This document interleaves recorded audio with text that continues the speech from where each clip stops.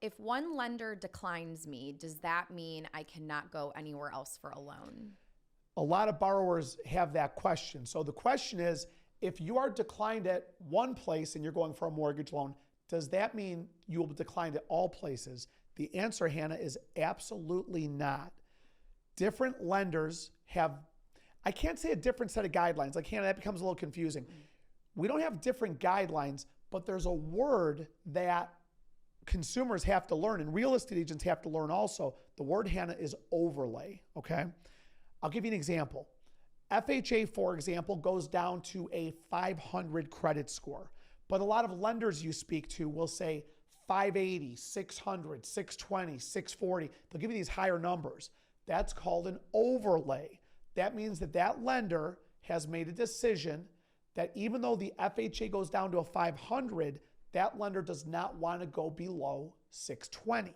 That's an overlay.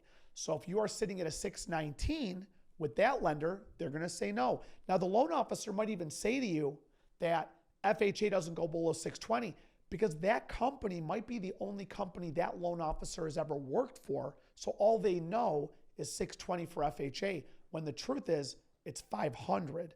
So Hannah, when one lender declines someone, absolutely you can go somewhere else.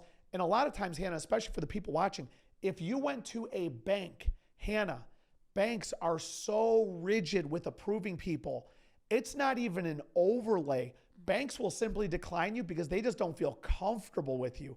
The problem with they don't feel comfortable with you is you can't put your finger on what it was. So if you went to a bank, some of the biggest banks in the country, name them, go to them, whatever. They're great places. I mean, Wells Fargo has been in business since I think like 1852 or something like that, okay? Hey, a lot of respect for it. But if you go to a bank and get declined, especially at a bank, I am telling you, you have got to reach out to a mortgage banker like myself, a mortgage broker.